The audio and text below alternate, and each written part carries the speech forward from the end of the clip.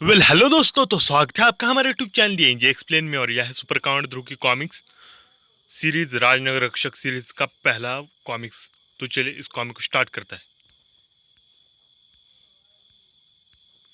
British Indian army base camp, Rajgarh deserts, world war 2। द्वितीय विश्व युद्ध का वह दौर जब हिंदुस्तान अंग्रेजों की ब्रिटिश कॉलोनीज में से एक था और हिंदुस्तानी जवान विश्व युद्ध में नाजियों और एक्सिस पावर्स के खिलाफ लड़ रहे थे। तुम्हें उस जगह की अच्छी तरह से जानकारी है ना कमांडर बेट्स? निश्चित रहे प्रोफेसर हेमंड, मैंने अपनी सर्विस के पिछले 5 साल इसी एरिया में बिताया है। मानवता को शर्मसार करने वाले हॉलोकास्ट और जेनोसाइड से लेकर इस सृष्टि और मानवता पर कभी न मिट पाने वाले बदनुमा दाग, हिरोशिमा और नागासाकी परमाणु ब्लास्ट, सब कुछ देख लिया था मानवता ने। पर क्या वाकई सब कुछ देख लिया था मानवता ने, या अब भी कुछ बाकी था? राजगढ़ के रेगिस्तान और उनसे जुड़े राजगढ़ फॉरेस्ट के चप्पे चप्पे का मैप मेरे दिमाग में छपा हुआ है। गुड बेट्स, हम फौरन उस स्थान पर पहुंचना होगा। इस बक्से को सुरक्षित करना बेहद जरूरी है। प्रोफेसर, एक्सिस पावर्स के विरुद्ध विश्व युद्ध में जो चीज हमारी जीत का सबसे बड़ा हथियार साबित हो सकती है, उसे हम एक छोटी सी ब्रिटिश कॉलोनी के किसी आगे स्थान पर क्यों छुपा रहे हैं? कुछ ऐसा जो अब तक हुए किसी भी नरसंहार से कहीं अधिक भयानक और विवश था। पहली बात तो यह है बेट्स कि इंडिया कोई छोटी सी ब्रिटिश कॉलोनी मात्र नहीं है। मत भूलो कि हम अब जाकर जिन एटॉमिक वेपन्स को डेवलप कर पाए हैं, इंडियंस ने रामायण और महाभारत के समय में ही उनका प्रयोग ब्रह्मास्त्रों के रूप में कर लिया था। इंडिया का प्राचीन विज्ञान हमसे आगे रहा है और शायद हमसे हमेशा आगे रहेगा। British Indian British army and intelligence के वैज्ञानिक प्रोफेसर क्रिस्टोफर हेमंड ने अपने देश को इस महायुद्ध में आगे रखने की होड़ में एक ऐसा आविष्कार कर दिखाया था जो विभत्सा की सारी हदों को तोड़ने की कुवत रखता था। और जहाँ तक सवाल इस चीज़ के विश्व युद्ध में प्रयोग का है, कुछ चीज़ें हार और जीत से भी बहुत ऊपर होती है बेट्स। एटॉमिक वेपन्स ने वैसे भी मानव सभ्यता को विनाश के निकट धकेल दिया है। अगर इस चीज़ का प्रयोग विश्व युद्ध में किया गया होता तो दुनिया कल की बजाय आधी खत पहुंच जाती। और अब हेमंड को अपने ही बनाए शैतान से पीछा छुड़ाना था। हम पहुंच गए प्रोफेसर, बस इन झाड़ियों और पत्थरों को हमें हटाना होगा। रुको, मैं भी तुम्हारी सहायता कर देता हूँ बेट्स। ऐसा कहते हुए प्रोफेसर हेमंड ने कमांडर बेट्स की सहायता की। पर यह इतना आसान नहीं था। यह स्थान वाकई में दुर्गम है कमांडर बेट्स। मैं टॉर्च ले आया था। यह सुरंग कितनी गहरी है कोई नहीं जानता प्रोफेसर। यह सुरंग कम से कम अंधों को ज़्यादा लगती है। देखिए, इसमें गिरने वाले पत्थरों की तलहटी से टकराने की आवाज़ भी नहीं आ रही है। तुम सही थे बेट्स, यह जगह इस मनहूस आविष्कार को दुनिया की नज़रों से छुपाने के लिए बिल्कुल उपयुक्त है। दुनिया के सबसे विध्वंसक हथियार का राज हमेशा के लिए इस अंधकूप में दफन हो गया है। राज हमेशा के लिए दफन करना हो तो राजदार को भी राज के साथ दफन कर देना चाहिए। ऐसा कहने के बाद प्रोफेसर हेमंड ने कमांडर बेट्स को एक लात मारी और उसे धक्का देकर उसी कुएं में गिरा दिया। यह आप क्या कर रहे हैं professor? I am sorry Betts, पर दुनिया को बचाने के लिए कुर्बानियां तो हमें देनी ही पड़ती है। मुझे यकीन है कि अब दुनिया सुरक्षित। प्रोफेसर हेमंड इतना बोलते बोलते चुप बैठ गया। गलत अंजाम अपने अगुआ के साथ साथ उनको भी चपेट में ले लेता है जिनका उस आगाज और आने वाले अंजाम से अगर कोई रिश्ता है तो सिर्फ इतना ही कि वह अंजाम उनका भी मुकद्दर बनने वाला है। हेमंत की किए उस गलत आगाज का अंजाम लगभग 6 दशकों के बाद किसी और के मुकद्दर का अंजाम बनेगा। इसकी कल्पना तो शायद हेमंत ने मरते वक्त भी नहीं की होगी। इन दशकों ने पूरी दुनिया का नक्शा बदल दिया था, हिंदुस्तान का भी। जहाँ कभी बिहाड़, जंगल और राजगढ़ के रेगिस्तान थे, वह जगह आज देश के सर्वाधिक खतरनाक क्षेत्र हाइबरनेशन के रूप में जानी जाती है। अब से मात्र 2 दिन पहले तक यह जगह देश के अति विकसित मेट्रोपॉलिटन शहर राजनगर के रूप में जानी जाती थी। पर हेमंत जिस जलजले को दुनिया से छुपाना चाहता था, उसी ने ही विनाश कर दिया था राजनगर का। और उनका जो कहलाते थे राजनगर रक्षक, डेल्टा फोर्स 98 098 टू बेस। हम हाइबरनेशन में प्रवेश कर रहे हैं। ओवर। Delta force 098। हाइबरनेशन का वर्तमान परिदृश्य क्या है? ऐसा लगता है जैसे यह कोई बुरा ख्वाब हो। यकीन नहीं हो रहा है कि यह जगह अब से सिर्फ 2 दिन पहले तक देश की अत्याधुनिक मेट्रोपॉलिटन सिटी राजनगर थी। ध्यान रखें, आप रेस्क्यू मिशन पर हैं। जल्द से जल्द सब्जेक्ट ढूंढो और निकालो उस नरक से। यह इतना आसान नहीं है। इतनी ऊंचाई से सिर्फ धुएं के गुब्बार और ध्वस्त इमारतें ही नजर आ रही। सब्जेक्ट को तलाशने के लिए हमें नीचे लैंड करना होगा।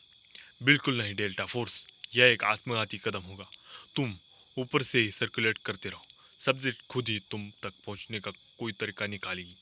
अगर वह अब तक जिंदा है तो मैं उसे देख सकता हूँ। वह यकीनन इंडियन आर्मी का ही प्लेन है। हमें किसी तरह उसका ध्यान अपनी ओर आकर्षित करना होगा। यह तो आसान काम है।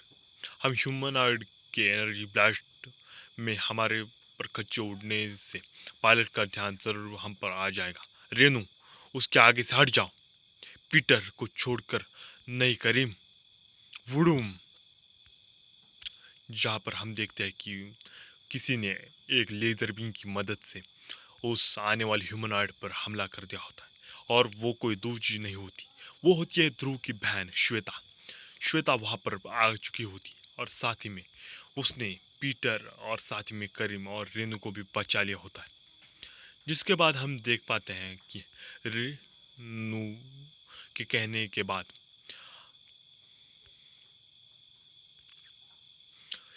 श्वेता के वहां आने के बाद श्वेता वहां पर गिर जाती है। रेनू, तुम श्वेता को संभालो। यह अभी भी शॉक में है। हमें उस प्लेन तक इसे पहुंचाने का कोई रास्ता ढूंढना ही होगा। मुझे नीचे कुछ एक्टिविटी दिखाई दे रही है सर। प्लेन नीचे उतारना होगा। वुडूम वुडूम। Damn it, we are busted, we are busted. Abandoned nuclear plant, industrial area, north x, sector 10, hibernation now, target ahead. यही आखिरी मौका है।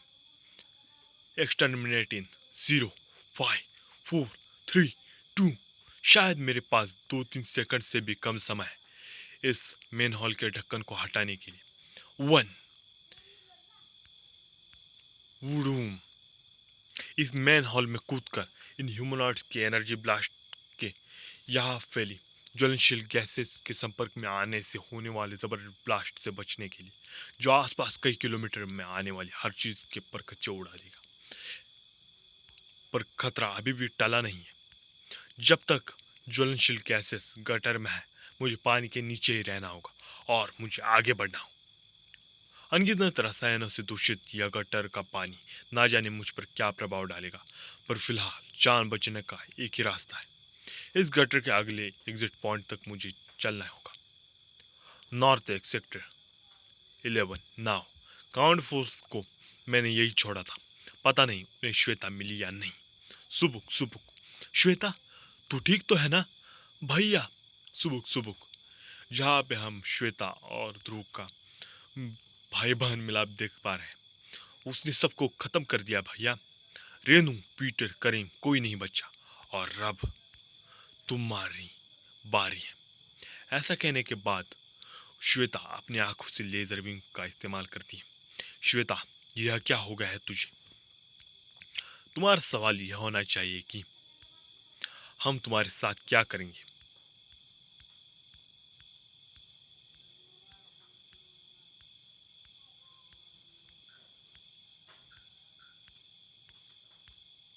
मैंने कॉमेट ड्रोन से बच पाना असंभव है ध्रुव।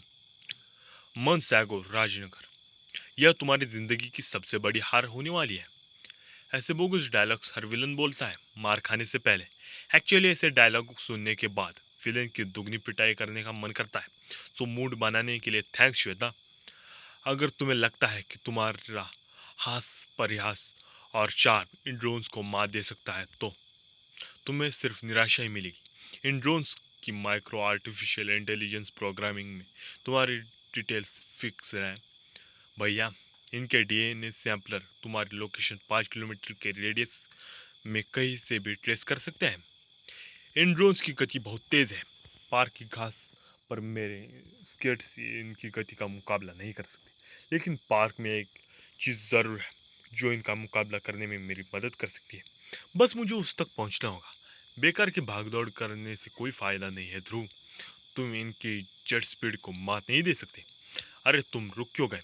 और लगता है मेरे ड्रोन्स के आगे तुमने सरेंडर करने का फैसला कर लिया है। Good decision. एक्चुअली मैंने तुम्हारे ड्रोन्स को उनकी सही जगह पहुंचाने का फैसला कर लिया है श्वेता। डस्टबिन में। मैं तुमसे इससे बेहतर प्लान की उम्मीद थी ध्रुव। मेरे ड्रोन्स 4 सेकंड में ही इस प्लास्टिक डस्टबिन के परखच्चे उड़ा देंगे। बिल्कुल उड़ा देंगे। पर अफसोस खुद नहीं उड़ पाएंगे। यह क्या हुआ? इनसे यह धुआं क्यों निकल रहा है? क्योंकि तुम्हारे ड्रोन्स की शक्तिशाली सक्शन इंजन्स ने डस्टबिन में मौजूद पार्क की सूखी घास, फूस और पत्तियों को भीतर खींच लिया, जिसने ड्रोन्स के मैकेनिज्म को न सिर्फ चौक कर दिया है बल्कि इनके जर्स में फंस कर आग भी लगा दी है। दिस इज नॉट फेयर भैया। इन्हें हराने की कोई और तरकीब नहीं सोच सकते थे? इन मॉडल्स को डिज़ाइन करने में मेरा 4 महीने का जेब खर्च लग चुका था। ड्रोन्स के पिटते ही भैया पर उतर आई। अभी तो बड़ा ध्रुव ध्रुव कर रही थी। अरे वह तो मैं थोड़ा विलन वाला इम्पैक्ट क्रिएट करने की कोशिश कर रही थी भैया। लेकिन तुमने तो सचमुच विलन्स वाला काम कर दिया। मैंने सिर्फ इतना कहा था कि फाइनल प्रेजेंटेशन से पहले इनकी टेस्टिंग करनी है। तुमने तो इनका फाइनल डेस्टिनेशन ही कर दिया। अब मैं अपने गाइड को क्या मुंह दिखाऊंगी? हम्म। पहली बात, मेरे जीनियस बहन के आविष्कार में लेश मात्र की भी कमी नहीं है। ये तो मुझे मंजूर है। और दूसरी बात, तू मेरे सामने कितना भी नाटक कर ले, पर इन ड्रोन्स की कमियां सुधार कर इन्हें रीडिज़ाइन करने में तुझे कुछ ही घंटे लगेंगे। जबकि तेरी फाइनल प्रेजेंटेशन कल है। सिर्फ तारीफ से काम नहीं चलने वाला बच्चू। इन्हें रीडिज़ाइन करने में जो मोटी रकम लगने वाली है वह भी तो तुम्हें देनी होगी। हाँ हाँ हाँ, बस इतनी सी बात। बता ना कितने चाहिए? कुछ ज़्यादा नहीं, बस 80,000 से काम चल लूँगी मैं। 80,000? यह तो सरासर लूट है मेरी बहन। इससे तो अच्छा होता कि तुम मेरे सड़ियल ड्रोन मैं तेरे सड़ियल ड्रोन्स का निशाना बन जाता। एक तो मेरे इतनी मेहनत से बनाए गए ड्रोन्स जला दिए, फिर पैसा मांगने पर लुटेरा भी बोला। ऊपर से श्वेता द ग्रेट साइंटिस्ट के इन्वेंशन को सड़ियल बोल दिया। अरे ऊपर वाले से तो कुछ डरो। बड़ा है सुपर हीरो बनने वाला। कचर पचर कचर पचर। अरे बस कर मेरी अम्मा। देता हूँ मैं तुझको पैसे। अब मेरे कानों को और टॉर्चर मत कर। वैसे इतना बड़ा चूना जिस प्रोजेक्ट के लिए लगा रहा है, कम से कम उसके बारे में जानने का हक तो है ही ना मुझे। तूने क्या ग्रैंड मास्टर रोबो को ड्रोन सप्लाई करने का कॉम्प्लेक्ट ले लिया है? कमिश्नर राजन मेहरा की बेटी और ध्रुव मेहरा की बहन अपराध को बढ़ावा देने वाला कोई काम नहीं कर सकती भैया। मैं और मेरे गाइड तो राजनगर की सुरक्षा और अपराध की रोकथाम के लिए यह ड्रोन्स डेवलप कर रहा है, जिसका प्रेजेंटेशन हम कल शहर के मेयर और कमिश्नर ऑफ पुलिस यानी कि पापा के सामने रखेंगे। मैं कुछ पूछ सकता हूँ कि वह कौन बेचारा मानसिक आघात से पीड़ित प्राणी है जिसने तुझे अपना शागिर्द चुन लिया है? हम्म। तुम जल रहे हो क्योंकि अगर यह प्रोजेक्ट पास हो गया तो तुम्हारी क्राइम फाइटिंग की दुकान बंद हो जाएगी। और तुम्हारी जानकारी के लिए बता दो मिस्टर ध्रुव कि मेरी गाइड कोई एरे गहरे नत्थु नहीं है, बल्कि दुनिया के सर्वश्रेष्ठ वैज्ञानिकों में से एक। इनकी बजाय फर्ज की मशीन यानी कि राजनगर के चप्पे चप्पे की सुरक्षा करती है। फर्ज की मशीन यानी कि इंस्पेक्टर स्टील यानी कि तुम्हारी गाइड। जी हाँ, आपका अंदाज़ा बिल्कुल सही है। इंस्पेक्टर स्टील के निर्माता doctor Anees Raja. Gentleman, this is the future of your security system. खिलौने जैसे नजर आने वाले ड्रोन्स एंड्रॉयड रोबोटिक्स का वह अहम कदम है जो हमारे अपराध मुक्त भविष्य का निर्माण करने की मुहिम में महत्वपूर्ण भूमिका निभाएंगे। इन ड्रोन्स की मेमोरी में विश्व भर के हर छोटे से लेकर बड़े क्रिमिनल की बेसिक इंफॉर्मेशन उससे उसके बायोलॉजिकल प्रोफाइल के साथ फीड होगी, जैसे उसके blood group, DNA structure, dental records इत्यादि, जिनकी बिना पर यह छुपे हुए अपराधियों तक पहुंचेंगे, चाहे अपराधी कितना भी अंडरग्राउंड क्यों ना हो। यह ड्रोन्स उसके रिकॉर्ड से उससे कब्र से भी खोद निकालेंगे। आपका प्रस्ताव हमारे देश की अपराध नियंत्रण व सुरक्षा प्रणाली में वाकई क्रांतिकारी खोज साबित हो सकता है डॉक्टर रजा। पर इनका परिचालन करने के लिए भारी श्रम शक्ति चाहिए। Not at all mister mayor. In drones की आर्टिफिशियल इंटेलिजेंस इन्हें इंडिपेंडेंट रूप से कार्य करने में पूर्णतः सक्षम बनाती है। ये ड्रोन सीसीटीवी कैमरे की तरह पूरे शहर पर नजर रखेंगे और जैसे ही इनके राडार किसी भी अपराधी या घटित होते अपराध की वेव को कैच कर लेंगे, ड्रोन सक्रिय हो जाएंगे। ये पुलिस कंट्रोल रूम को अपराध की सूचना देने के साथ साथ अपराधियों को तब तक रोकेंगे जब तक पुलिस घटनास्थल तक नहीं पहुंच जाती। छोटे मोटे गुंडे, मावाली चोर, गिरहट को से तो यह ड्रोन्स खुद ही निपट लेंगे। Excellent, most excellent doctor Anees. आपकी बनाई फर्ज की मशीन अपने आप में विज्ञान के भविष्य और देश की सुरक्षा और विकास की मिसाल है। आपको प्रोजेक्ट इंस्पेक्टर स्टील की सफलता के बाद भारतीय रक्षा मंत्रालय ऐसी और फर्ज की मशीनों का निर्माण करना चाहता था, पर अफसोस जैसा कि आप सब जानते हैं कि सब इंस्पेक्टर स्टील के अलावा आज तक दूसरी फर्ज की मशीन बनाना संभव नहीं हो पाया, क्योंकि देश का कानून और मानवता दोनों ही किसी इंसान को मशीन बनाने की इजाज़त नहीं देते। पर यह ड्रोन्स तो वास्तव में फ्यूचर पुलिसिंग का आधार बनेगी। जब मेयर ने मुझे आपके प्रोजेक्ट के बारे में बताया था, तो अब मैंने रक्षा मंत्रालय से इस विषय में बात कर ली थी और रक्षा मंत्रालय को इस प्रोजेक्ट के लिए तैयार भी कर लिया है। आपके ड्रोन्स का प्रथम परीक्षण क्षेत्र राजनगर ही होगा। यदि इनकी कार्यक्षमता हमारी उम्मीदों के अनुरूप हुई, तब इन्हें देश के अन्य राज्यों व शहरों में इंस्टॉल किया जाएगा। कमिश्नर राजन इस पूरे प्रोजेक्ट को सुपरवाइज करेंगे और मुझे रिपोर्ट करेंगे। All the best gentleman. बाले और डॉक्टर अनीस। शुक्रिया कमिश्नर साहब, पर इस बधाई का मैं अकेला हकदार नहीं हूँ। सही मायने में तो बधाई की असली हकदार आपकी बेटी श्वेता है। ये ड्रोन्स इसकी ही परिकल्पना का नतीजा है। मार्क माय वर्ड्स कमिश्नर, आने वाले समय में यह जरूर हमारे देश का और आपका नाम रोशन करेगी। किसी भी व्यक्ति के व्यक्तित्व के निर्माण में उसके गुरु का योगदान सबसे अहम होता है डॉक्टर अनीस।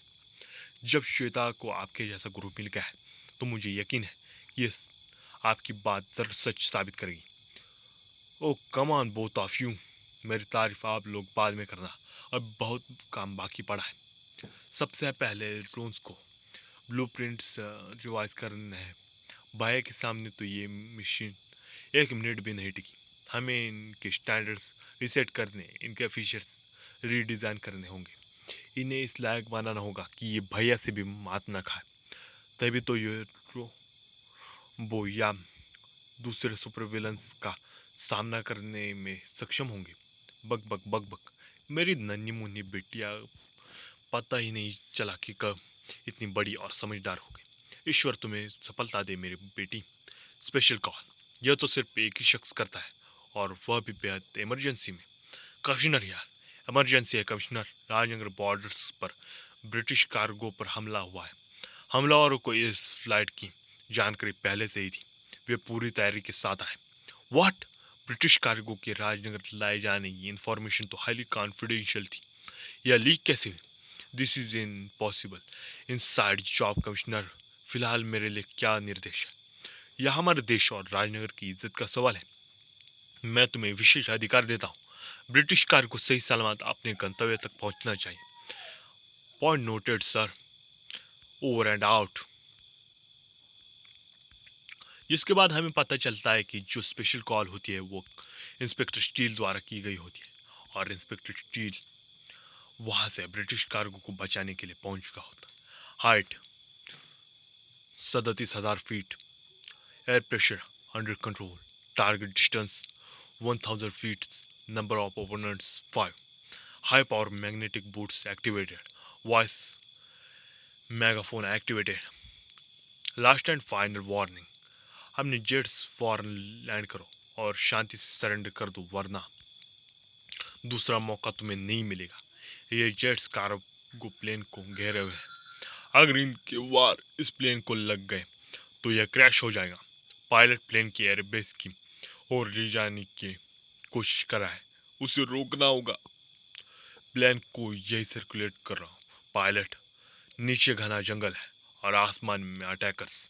अगर प्लेन आगे नहीं बढ़ा है तो हम क्रैश कर जाएंगे। अगर ये एयरबेस की ओर बढ़े तो राजनगर के रिहायशी इलाकों पर इन जेट्स के अटैक या क्रैश होने की संभावना बढ़ जाएगी। राजनगर की सिक्योरिटी मेरी प्राइम ड्यूटी है और अपनी ये ड्यूटी निभाना यह कानून का सिपाही अच्छी तरह से जानता है। जिसके बाद हम देखते हैं कि इंस्पेक्टर स्टील का छोड़ा हुआ वो हाथ अलग अलग हाथों में यानी कि हाथों के पंजों में ट्रांसफॉर्म होकर वहाँ पे फायरिंग करने लगता है। जिसके बाद कुछ अटैकर्स वहाँ पे आकर इंस्पेक्टर स्टील पर हमला करने लगते हैं। ओह, जेट्स नष्ट करने के बाद यह ना समझना कि तुम जीत गए इंस्पेक्टर स्टील।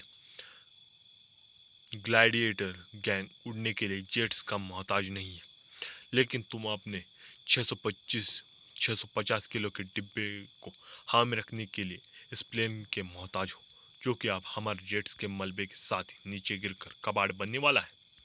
तो दोस्तों, इस कॉमिक के इस पार्ट को यहीं पे समाप्त करते हैं। अगर आपको ये कॉमिक्स पसंद आए हो तो इस कॉमिक को लाइक और मेरे चैनल को सब्सक्राइब कीजिए। Thanks for watching. जय भारत, वंदे मातरम।